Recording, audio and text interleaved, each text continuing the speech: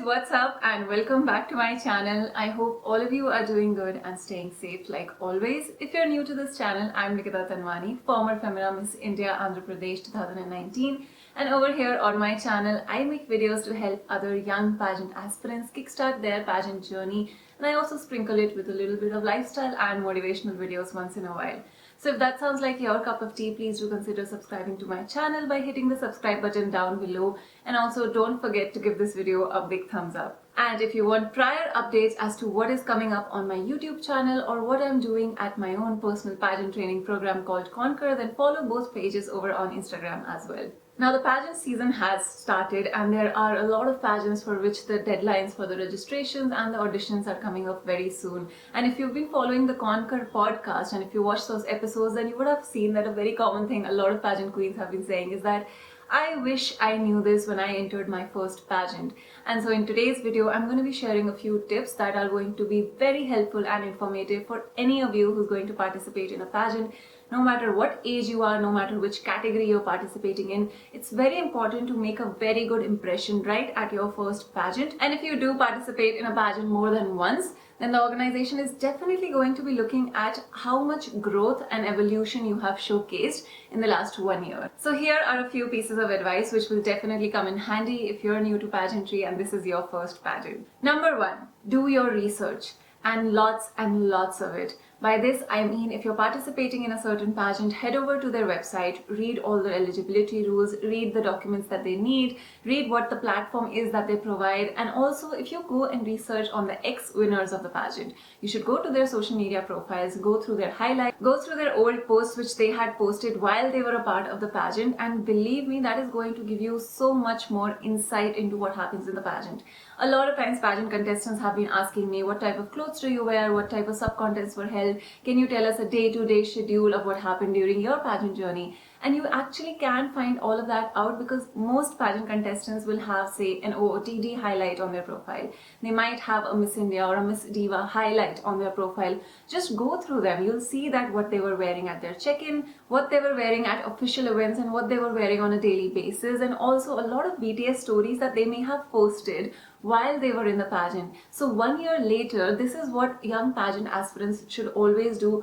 Do a lot of research and homework and absorb information from every possible source that is available to you. Follow the pageant on their social media handles, attend all of their live sessions. There is so much information that the pageant organization will sometimes put out a week or 2 weeks before the deadline for the registrations. And not just the contestants, you should also be researching on who's the director of the pageant, what is their preference. There is always a type when you look at certain pageants, and that really helps you prepare yourself. We can all modify our personas and tweak them a little bit just to be more suitable for the pageant that we are going in. And also don't forget to subscribe to my YouTube channel because there's a lot of useful information here as well. Number 2, use social media to your benefit. With the world going virtual and pageants have also become online these days, the importance of social media has only multiplied many-fold when it comes to the field of pageantry. Now it's up to you as contestants as to how you shine on social media, and that means also showcase other aspects of your personality outside the pageant, because you cannot maintain a pageant facade for too long. Sometimes we have really well-groomed contestants, but when you look at them, you often wonder, what is she like outside of the pageant? And if you're leaving that question mark in the judge's mind, then you are doing something wrong. These days in pageants, we want contestants and title holders who come across as genuine and authentic, and they have more or less the same behavior and the same personalities whether they're in the pageant or they're not. And so if you want to stand out in a pageant, it's also very important to glow from within, which is why I want to thank Dermaco for providing a one-stop solution to all your problems such as dark spots, dullness, and uneven skin tone, which are problems that if you are not treating them effectively on time can cause a lot of discomfort. And we all do want to look our most beautiful and confident selves when you go into pageants, don't we? The Dermaco 10% vitamin C and 5% niacinamide, which is also vitamin B3 serum, comes in this beautiful packaging, and I love the fact that they have provided a list of all the key ingredients right here on the packaging. They are also sulfate-free, paraben-free, dye-free, and mineral oil-free, which is a huge checklist for me when I look for skincare products. I've been using vitamin C serums as a part of my skincare routine on a daily basis for over a year now. I do have acne scars, but they're not that dark anymore. So it has definitely evened out my skin tone. It has 2 superhero ingredients, which is also niacinamide. So you get the effect of 2 ingredients in one, which means double the radiance, and it provides that glow and brightness in your skin from within. And on top of that, the serum also has hyaluronic acid in it, which hydrates the skin so beautifully. My skin feels plump, and when I apply this, it just feels so light on my skin. You can use this product once you've cleansed and toned your skin, and both in your morning as well as in your nighttime skincare routine. So this product is just a one-stop solution. You apply 3 to 5 drops of the serum on a cleansed face and your neck, and you pat gently in the upward motion, and the serum is actually suitable for all skin types. Once you've applied the serum, you have to remember to shut the bottle as quickly as possible, because when it comes to vitamin C serums, they should not get to react with air or light too much, which is why the bottles are never transparent, which I love about Dermaco. And also I love the fact that it's such an honest brand, because I got to see the percentage of all the key ingredients right on the packaging itself. Also the brand's motto, which is to say that you have to live a life without filters. I think that connects really close to my heart. And so I have definitely found my holy grail when it comes to skincare to maintain the glow and brightness and radiance in my skin despite an extremely hectic work schedule. The serum is available on Nykaa, Amazon and Flipkart as well. And you can also use my code Nikita20 to get 20% discount on the product on the Dermaco website. And now let's get on with the video. Number 3, make your submissions on time. Punctuality is so important when it comes to pageantry. It is one of the most important P's of pageantry, like we call it. And this means that you have to submit your forms on time, first of all, your audition videos on time, considering we have a lot of online pageants these days. Do not expect the organization to accommodate last-minute changes or allow you to send in your entries because of any personal reason, because that will not happen. In fact, just a few days ago, the Miss Diva organization, the deadline for which is coming on the 20th of July, did announce on their live, and in fact advised the contestants to send in their entries at least 10 days before the deadline. Why? Because in the last 1 week to 10 days, there is often a huge surge in the number of applications that come in, and with everything being online, it's possible that the server gets stuck and your application does not go through. So to avoid such chaos and such accidents, it's better to be punctual and have your applications submitted before time. Do not wait for the last minute or the last day if you have to. Do not wait for the last minute or the last day to make that submission. Not just your audition applications, but also the photos that you have to submit. Say you got shortlisted at a pageant and the organization or the team has asked you to submit certain pictures, or has asked you to submit a form that you have to fill out, something about your project, something about your resume, your personal details, or it could just be a written interview that you have to fill out and submit on time. Do not wait for the organization to send you a follow-up reminder that we are still waiting for this. That really reflects poorly on a contestant's part, and it's not just your ramp walk and your communication skills in pageants, it's also your behavior throughout. And punctuality is definitely a very important quality that the organization would be looking for in a title holder. Number 4, work with a pageant coach. Now, while this does not mean that it's absolutely mandatory to get personal coaching or get trained to win a pageant, but from personal experience myself, I have realized a huge difference in my performance when I was groomed and when I was not. So the first time I participated in Femina Miss India in the year 2018, and I was extremely new to pageantry. I had not been groomed, I had not been trained. I did think that I could just walk in heels, and based on my introductions or my answers alone, I might get shortlisted. However, the harsh reality of pageants is that you have to walk the walk before you get to talk. Which means that in most pageants, you have to showcase your personality, your posture, the grace, the elegance, and you have to know the ramp walk before you even get to talk about yourself.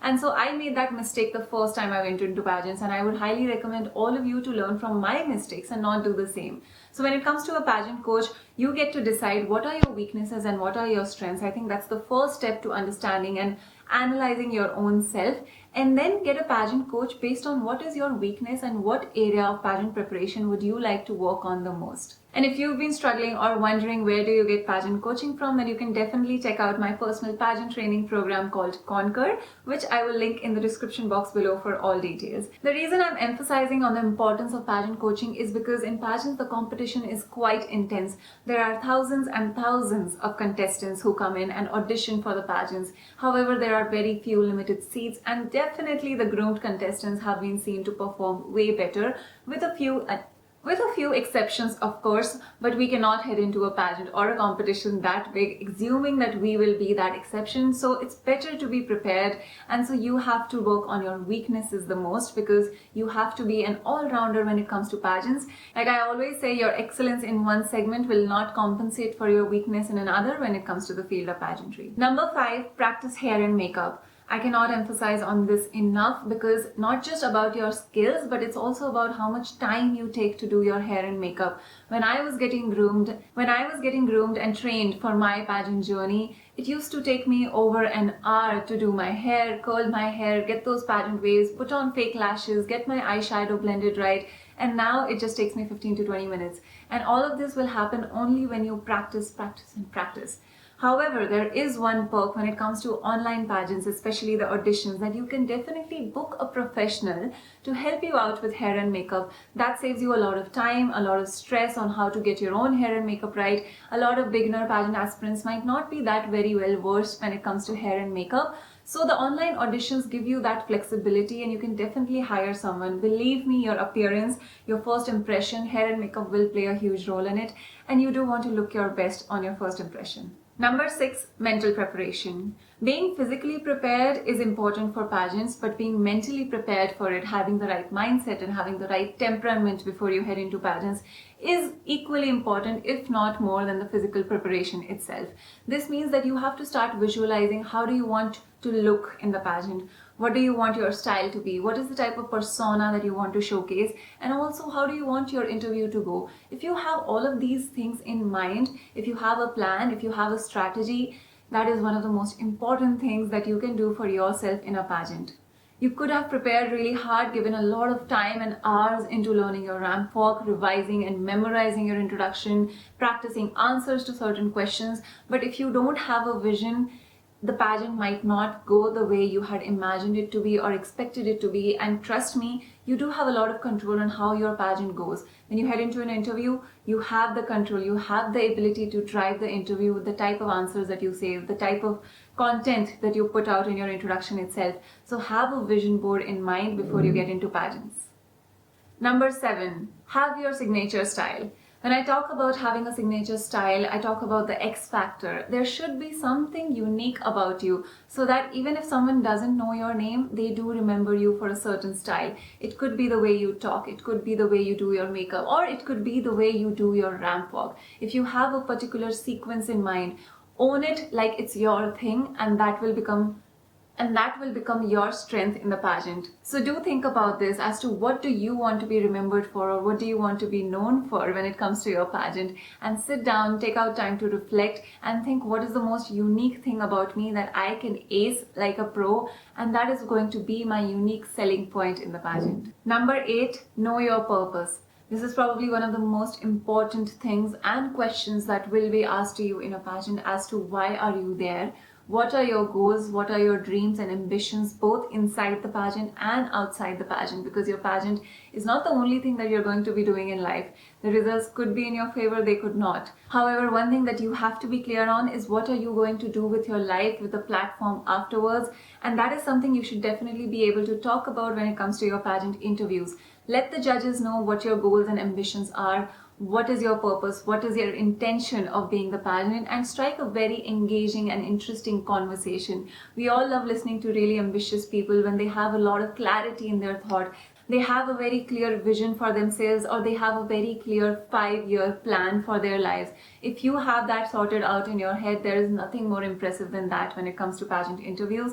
So take out time to reflect and find out your purpose. And so those are all the tips that I wanted to share with you guys. If you are heading into pageants, I wish you the very best of luck if it's your first pageant or even if it's not. The deadlines for a lot of auditions are coming in this month, and I hope a lot of my YouTube community can benefit from the tips that I am sharing here on my videos. If you have benefited from my videos and have been selected at a certain pageant, or if my videos have just helped you in any way in your preparation journey, please do leave your experiences in the comment section below. It is so heartwarming to read your stories and getting to know that my videos have been helping you guys.